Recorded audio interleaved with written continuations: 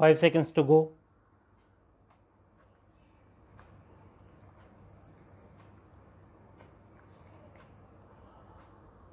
Start. Mr. Vice Chairman, sir, I rise to support the Constitution Bill and the Representation of the People Bill as passed by the Lok Sabha yesterday.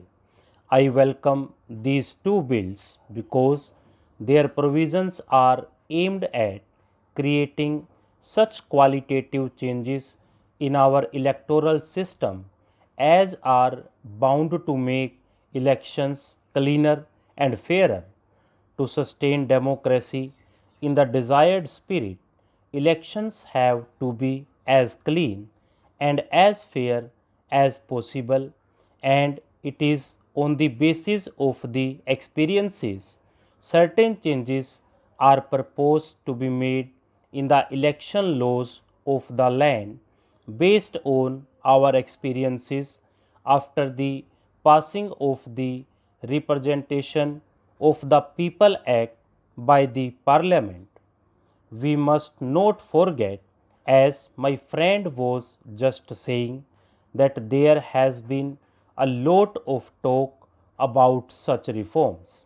On the one hand, the opposition parties have been demanding, and on the other, our ruling party, the Congress Party, has also had its own exercises on the subject.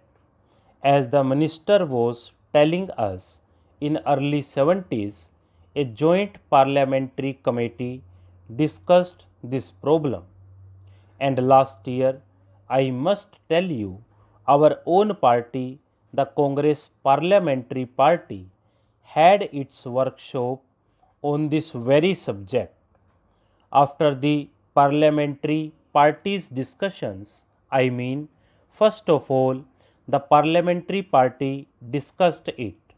Then the Congress Working Committee and the AICC discussed it. And after the recommendations of the AICC were available, the Prime Minister consulted various opposition parties on the subject. After all this, as promised by the Prime Minister earlier, this session has been extended just to pass these two bills. Thereby, the ruling party will be fulfilling one of the very important promises made to the electorate.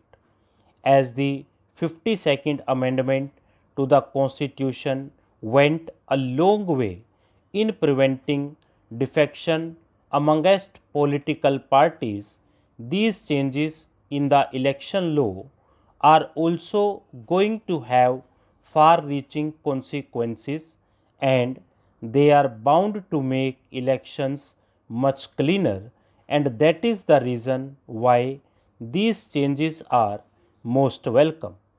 But we must not forget that it is always a continuing process in a democracy. You cannot have an ideal law just today or at any particular time. You have to have experiences, and on the basis of those experiences, you make changes in the law, just as after 50 years we are going to make these important changes in the election law. Our electoral system is based mainly on the British pattern. Our election law is based on the British election law. But so far, there were two main differences. One, their voting age was 18. In our case, it was 21.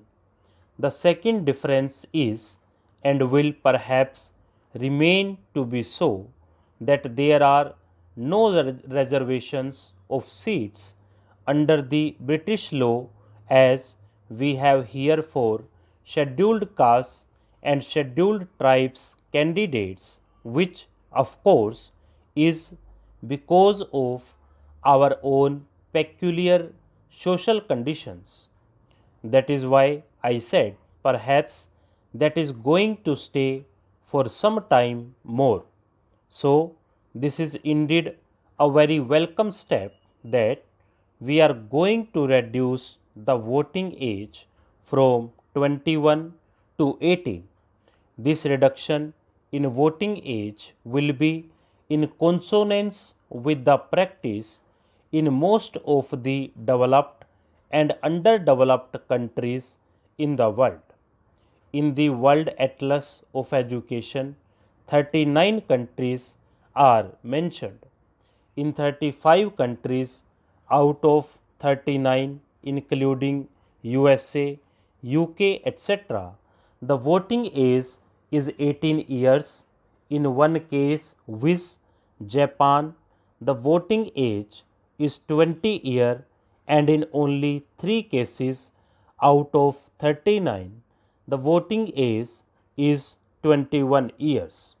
So, as I said, we are going to be progressive that way, not only progressive, we are going to do justice to our youth that has been due, that our youth has been demanding for long in India and very legitimately too. I do not know in how many countries they can contest also. I do not have that information. I cannot enlighten you that perhaps you must do, but at least this will enable them to get themselves involved in the election process. They are already involved. They already take out possessions. They do everything. They address meetings also. Only they do not vote, but no election is fought without the help of our young friends. So they are there. At 18 years, they are sufficiently literate, also educated. I think more than 70% in the age group of 18 to 21 years are literate. When the founding fathers of our constitution adopted universal adult suffrage, what was the incidence of education in India? 4/5 of our people were not even literate, and still people like Pandit Nehru and Mr. Rajendra Prasad said, no literate or not literate, we must give them this right to vote, right to participate in elections. There are so many other arguments for this, and that is why it was granted to them although they were illiterate. Some people objected also at that time in the Constituent Assembly because they were not aware about it. Stop.